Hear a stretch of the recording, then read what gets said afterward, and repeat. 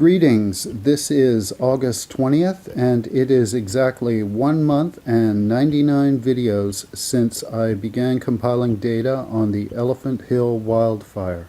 And I want to thank each and every one of you that have endured this learning experience. Before this started, I was frantically cutting fire guard around my place to prevent something that I didn't understand. And I've come to the conclusion that when catastrophe does strike, you want to gather as much information as you can in order to make the best decisions that you can. The reason for this is to show you how to source publicly accessible data and steer any concerned individuals to the official site so you can get the best information possible out there. And I'm probably the only YouTube channel that wants fewer viewers. It would mean that people are getting the information themselves and that the official sources are timely and localized. This fire will one day be part of the strata and the geological record of what happened here. And we get this opportunity to live on the surface, and we get the chance to observe and learn about what is happening while it's happening. So back to the data. This is an image being displayed from the USGS Landsat system.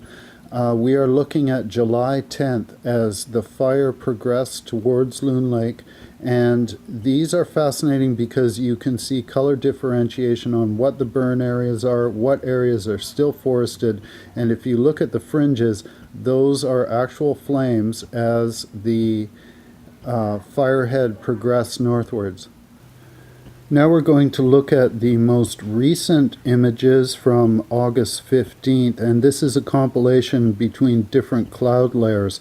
You can see the Elephant Hill wildfire in the center of the screen, and the satellite mapped a certain portion to the right-hand side. We can see Savona down in the lower right. This is looking at the Cache Creek Hills, slightly lower than center, and we can see Highway 97 heading northwards to Clinton on the left-hand side of your screen. We've zoomed in to the Cache Creek Hills. This is north of the Thompson River and Highway 1, and it gives you an indication of some of the forestation still in the area and surrounding Soton Lake, Stinking Lake. We're moving slightly further northward towards High Heap and towards Loon Lake. Again, you can see forestation that was bypassed by the firehead. Now we are looking at Loon Lake on the right hand side, and towards the chasm at the top of your screen we see some of the burn area to the southwest of the chasm and on the hillside next to Clinton. Now we're looking north of the chasm. You can see it on the lower left-hand portion of your screen. We are seeing the Bonaparte Plateau, and as it extends over towards Young Lake. The area around Young Lake wasn't mapped at this time, so the data is limited. And I will check back to see if we get better pictures on a clearer day. We are now looking at Green Lake on the top portion of your screen and the area south, and you can see some of the burn areas indicated in that color differentiation. Again, a lot of green forestation still throughout the fire perimeter.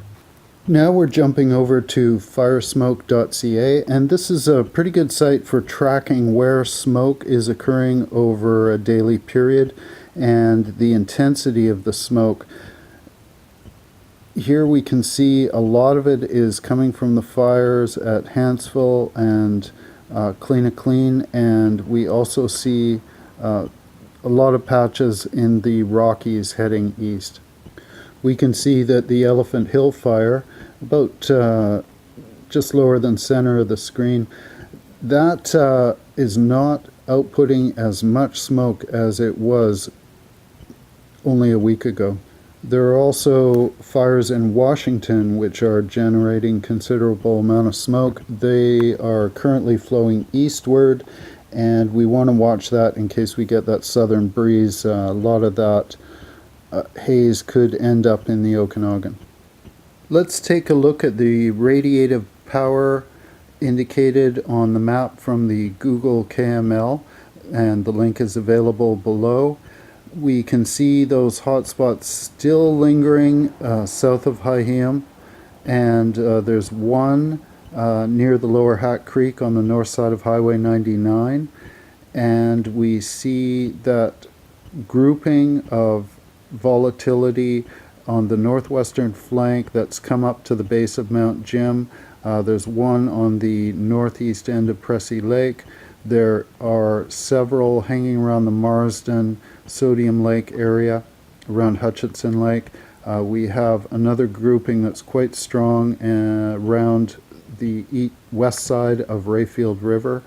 And we see what looks like an approach towards the Tincup Mountain, but it does not look like it's made it there specifically. And again, we are looking at data shown on an Android screen.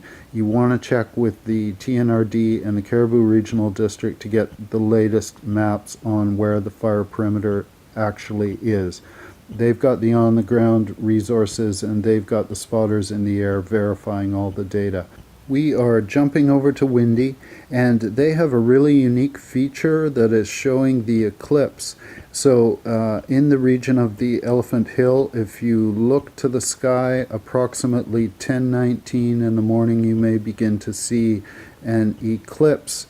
About 80% should be visible, and you want to wear eye protection. And that is conditional on whether or not the cloud cover will allow it, but there should be a significant darkening of the sun in the morning. So if it gets ominous while you're having brunch, you know what the reason is. We'll switch back to the wind models now, and you can see it's approximately 7 kilometers an hour coming from the southwest if you are in Lillooet.